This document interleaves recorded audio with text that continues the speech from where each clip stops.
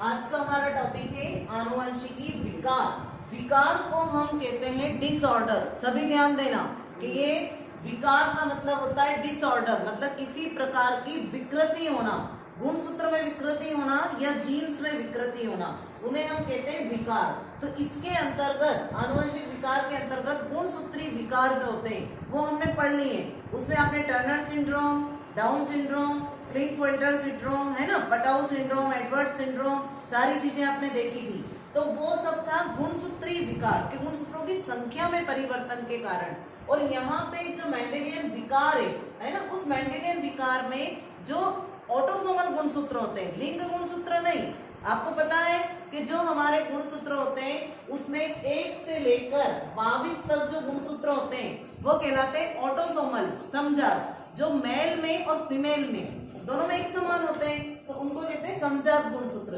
तो इन समजात गुणसूत्रों में उनके जीन में कोई परिवर्तन होता है, मतलब ऑटोसोमल गुणसूत्र के जीन में यदि कोई परिवर्तन होता है, उत्परिवर्तन होता है और उसके कारण कोई विकृति आती है, कोई विकार आता है, कोई बीमारी हो जाती है, तो उनको कहते हैं मेंडेलियन विकार या ऑटोसोमल विकार, विकृति। तो ये आनुवंशिक विकार है। तो मैं आपको गुणसूत्र वाला पढ़ा चुकी हूँ कि गुणसूत्रों की संख्या में परिवर्तन होता है। तो टर्नर सिंड्रोम, डाउन सिंड्रोम, क्लिंगफेल्टर, अब यह संख्या में नहीं हो रहा है, यहाँ पे क्या हो रहा है, गुणसूत्र के जो जीन्स है ना, जिससे बने होते हैं उसमें कोई परिवर्तन हो रहा है, उत्परिवर्तन हो रहा है, उसके कारण विकृति आती है। तो इससे कुछ डिसीज ऐसी होती है, उसमें हम सबसे पहले देखेंगे थैलेसीमिया। थैलेसीमिया का नाम सुना होगा आप सभी ने। ये जो थैलेसीमिया होती है ये एक रक्त संबंधी विकृति है, ब्लड में होने वाली बीमारी है। और थैलेसीमिया को विश्व स्तर पे इसका डे मनाया जाता है 8 मई को। ऑब्जेक्टिव के लिए इंपॉर्टेंट क्वेश्चन है, कॉम्पिटिटिव एग्जाम में भी आता है। विश्व थैलेसीमिया दिवस ये कब मनाया जाता है, तो 8 मई को मनाते हैं। पुली ने 1925 में इसको जो है बताया था, इसलिए इसको पुलिस एनीमिया भी कहते हैं। अब आपको एनीमिया शब्द से समझ में आ रहा होगा कि कभी कोई बच्चा है ना जो ढंग से भोजन नहीं करता है, खाना नहीं खाता, उसको ब्लड की कमी है, संतुलित आहार नहीं लेता है, तो उसकी आंखें पीली दिखाई देती है, नाखून पीले दिखाई देते हैं, चेहरा जो है वो पीलापन दिखाई देता है। तो हम कहते हैं पीलिया नहीं, इसको एनीमिया हुआ है। क्या हुआ है? एनीमिया, मतलब ब्लड की कमी है। ब्लड की कमी है मतलब वो पूरी प्रॉपर डाइट नहीं ले रहा है, जिसमें आयरन वाली चीजें वो नहीं ले रहा है, इसलिए उसको ब्लड की कमी हो गई है, तो वो एनीमिक होता है। अब रक्त आपको पता है आयरन और प्रोटीन दोनों से मिलकर बना होता है। आयरन मतलब हिम है ना, और प्रोटीन होता है। अब ये प्रोटीन जो होता है इसमें क्या होता है, अल्फा चेन और बीटा चेन, 2 पॉलीपेप्टाइड श्रृंखलाएं होती है। दो अल्फा चेन की पॉलीपेप्टाइड श्रृंखलाएं होती है, 2 बीटा चेन की पॉलीपेप्टाइड श्रृंखलाएं होती है। अब इनमें क्या होता है, यदि इस चेन अल्फा की मात्रा बढ़ जाती है, यदि मान लीजिए अल्फा चेन में किसी प्रकार की कोई विकृति आई, तो जो रोग होता है वो कहलाता है अल्फा थैलेसीमिया। नाम है, 2 प्रकार के होते हैं थैलेसीमिया, अल्फा और बीटा। अल्फा चेन में यदि कोई गड़बड़ी हुई तो उसके कारण जो रोग है उसको कहते हैं अल्फा थैलेसीमिया। यदि बीटा चेन की जो श्रृंखला है, पॉलीपेप्टाइड श्रृंखला, उसमें यदि कोई विकृति आती है तो उसके कारण जो डिसीज होती है उसको कहते हैं बीटा थैलेसीमिया। तो ये 2 प्रकार के थैलेसीमिया होते हैं। अब ये थैलेसीमिया जो होते हैं इनके प्रकार होते हैं, एक होता है माइनर, एक होता है मेजर। माइनर का मतलब कम मात्रा में, छोटा सा, मतलब उसमें कुछ लक्षण दिखाई दे रहे हैं लेकिन बहुत लार्ज स्केल पे नहीं है। और मेजर मतलब जिसमें ज्यादा, उस रोग की मात्रा ज्यादा दिखाई दे रही है। तो ये माइनर में क्या होता है, सिर्फ कि हीमोग्लोबिन जो होता है ये सामान्य हो सकता है, आप में भी हो सकता है, आप में भी हो सकता है, मुझ में भी हो सकता है। इसमें हीमोग्लोबिन लो हो जाता है, हीमोग्लोबिन की मात्रा जो होती है क्या हो जाती है, कम, डाउन हो जाती है, तो उसे कहते हैं थैलेसीमिया माइनर। अब इस थैलेसीमिया माइनर में यदि आपकी मम्मी को है, पापा को है, किसी भी पेरेंट्स में किसी में है, तो उनसे हम में आ जाता है कि उनका हीमोग्लोबिन कम रहता है, तो हम में भी हीमोग्लोबिन कम रहेगा। और इसका सबसे बेस्ट उदाहरण जो हमारे सेलिब्रिटी अमिताभ बच्चन जी, उनको ये थैलेसीमिया माइनर की डिसीज है ना, उनका हीमोग्लोबिन लो रहता है, तो ये माइनर है। अब मेजर में क्या होता है, मेजर ये जन्मजात होती है, ये जन्मजात नहीं है, ये जन्मजात होती है। इसमें क्या होता है जन्मजात में, क्योंकि ये जन्मजात तो होती है लेकिन क्या होता है कई बार हम हमारा डाइट प्लान उस अकॉर्डिंग नहीं लेते हैं। कई बच्चे खाने में नखरे रहते हैं, उनके नहीं खाते इस तरह का संतुलित आहार, तो भी हीमोग्लोबिन कम हो जाता है। और ये जो होती है जन्मजात होती है मेजर, क्योंकि पेरेंट्स को जब मैरिज होती है तो यदि आप जांच नहीं करवाते हैं, आनुवंशिक कुंडली का मैच नहीं करते हैं, और यदि मदर या फादर में से किसी एक को है या मदर फादर दोनों को है, तो ये बीमारी बच्चे में आने की संभावना रहती है। हीमोग्लोबिन का इसमें निर्माण नहीं होता है। जो ये है थैलेसीमिया, इसमें हीमोग्लोबिन का निर्माण नहीं होता। अब आप सोचिए कि जिस बच्चे में हीमोग्लोबिन का निर्माण ही नहीं होगा, ब्लड ही नहीं बन रहा है, तो क्या होगा? जब ब्लड ही नहीं बनता है तो सारी प्रोसेस ही खत्म। तो अब हीमोग्लोबिन का निर्माण नहीं होगा तो वो एनीमिक तो होगा ही होगा। 15 दिन में, हर 15 दिन में उसको ब्लड ट्रांसफ्यूजन करना पड़ता है, मतलब ब्लड चढ़ाना पड़ता है, बार बार ब्लड चढ़ाना पड़ेगा। 6 माह से 1 वर्ष के बच्चे में इसके लक्षण दिखाई देने लगते हैं। जब बच्चा 6 माह का होता है और 1 वर्ष के अंदर उसमें इस थैलेसीमिया के लक्षण दिखाई देने लगते हैं। अब थैलेसीमिया और हीमोफीलिया दोनों में अंतर है।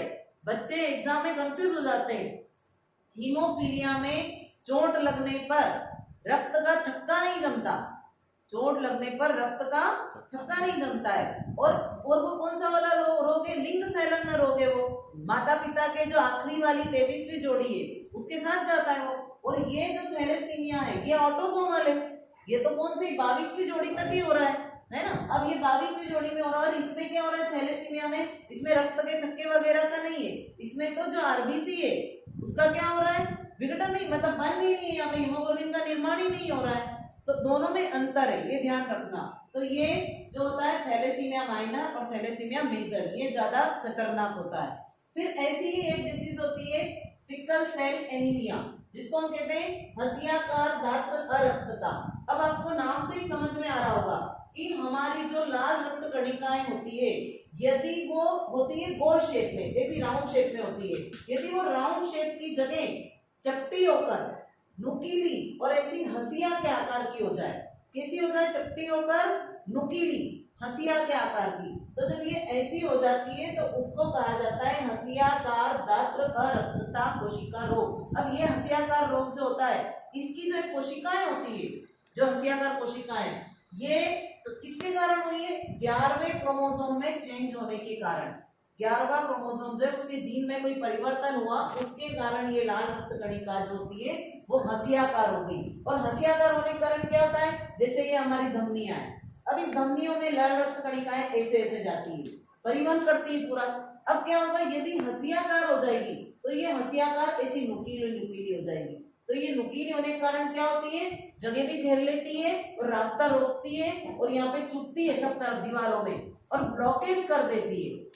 क्या कर देती है? हमारी धमनियों को, शिराओं को ब्लॉक, जाम कर देती है। तो यदि रक्त पूरी तरह से परिवहन रक्त का नहीं होगा, फेफड़े तक जो है रक्त नहीं पहुंचेगा, मस्तिष्क तक नहीं पहुंचेगा, पूरी बॉडी में नहीं पहुंचेगा प्रॉपर, तो बहुत सारी बीमारियां होने का डर रहता है। उसमें हमको अटैक भी आ सकता है। हमारे जॉइंट में यदि ब्लड, हमारे पूरे यहाँ पे हाथ पैरों में ब्लड नहीं पहुंच रहा प्रॉपर, तो ब्लड नहीं पहुंचेगा तो जॉइंट पेन होगा, हाथ पैर दर्द होंगे, है ना।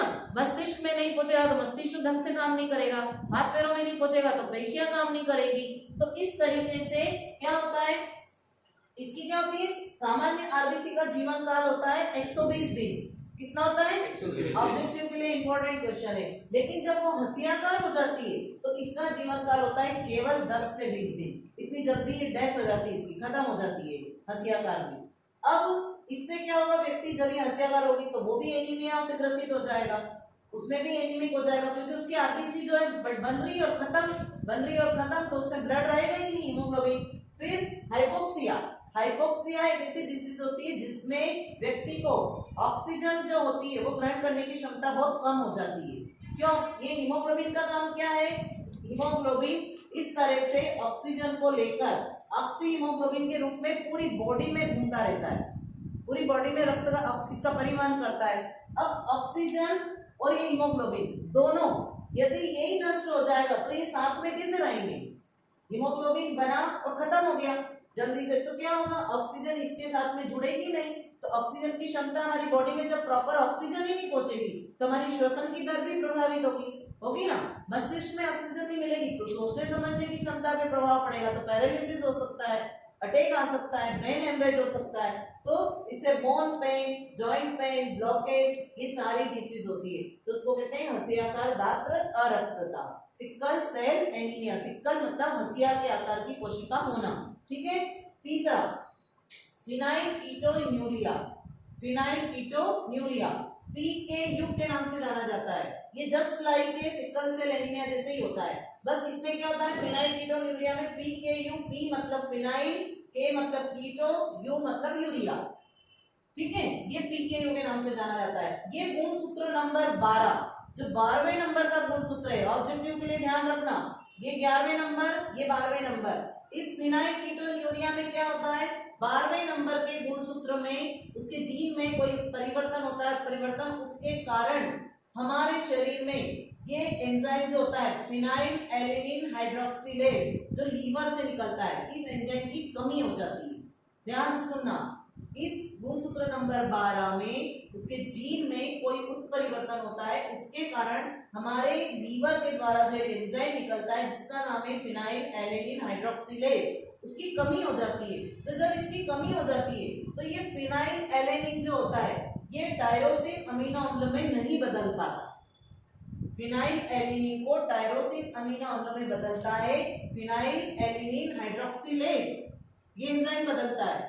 अब चूंकि इस एंजाइम की कमी हो गई, तो क्यों हुई कमी, क्योंकि इस गुणसूत्र नंबर 12 में कोई परिवर्तन आ गया, उसके जीन में उत्परिवर्तन आ गया, तो ये बदल ही नहीं पा रहा, इस फिनाइल एलेनिन को टायरोसिन में बदल ही नहीं पा रहा है। तो पूरी बॉडी में इस फिनाइल एलेनिन की मात्रा बढ़ जाएगी, और जब इस फिनाइल एलेनिन की मात्रा बढ़ती है तो यदि मस्तिष्क में इसकी मात्रा बढ़ती है, कहाँ पे, मस्तिष्क में इसकी मात्रा बढ़ती है, तो जो बच्चा होता है वो मंद बुद्धिता वाला हो जाता है, अल्प बुद्धि, मंद बुद्धि। हाँ, मेंटली रिटायरमेंट जो होता है उसका मेंटली रिटायर्ड जो होता है पूरी तरह से मंद बुद्धि हो जाता है। पैरों की पेशियां, उपास्थियां, ये सब प्रभावित होती है, चलने में दिक्कत होती है।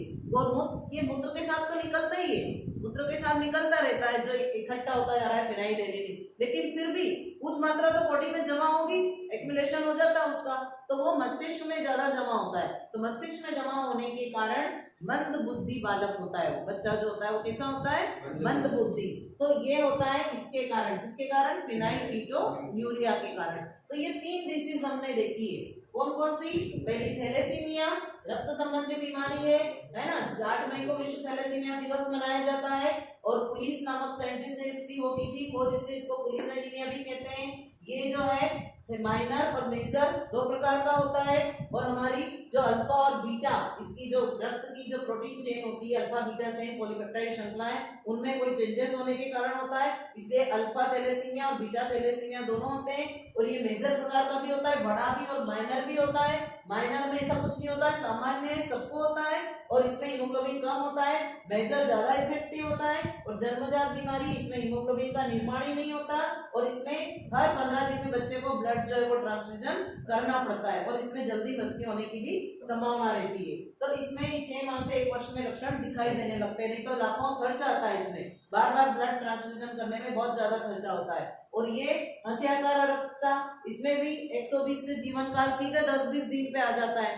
तो जब रक्त ही नहीं रहेगा तो ऑक्सीजन का पूरी तरह बॉडी में संवहन नहीं होगा, और जब ऑक्सीजन पूरी बॉडी में नहीं मिलेगी तो हमारे शरीर का पूरा तंत्र जो है वो बिगड़ जाएगा, तो हमारी प्रणाली जो है पूरी बिगड़ जाएगी, और उससे हाइपोक्सिया हो जाएगा, joint pain, bone pen, blockage, ये सारी चीजें। और फिनाइलकीटोन्यूरिया में मंद बुद्धिता आ जाती है, क्योंकि ये लीवर से निकलने वाले एंजाइम की कमी होती है, इसलिए फिनाइल एलेनिन टायरोसिन में नहीं बदल पाता है, इसलिए इसकी मात्रा बढ़ जाती है। ये गुणसूत्र नंबर 12 में होता है, और ये गुणसूत्र नंबर 11 में। तो आप ध्यान रखिए, 12th क्लास के लिए बहुत ही इंपॉर्टेंट टॉपिक। Thank you.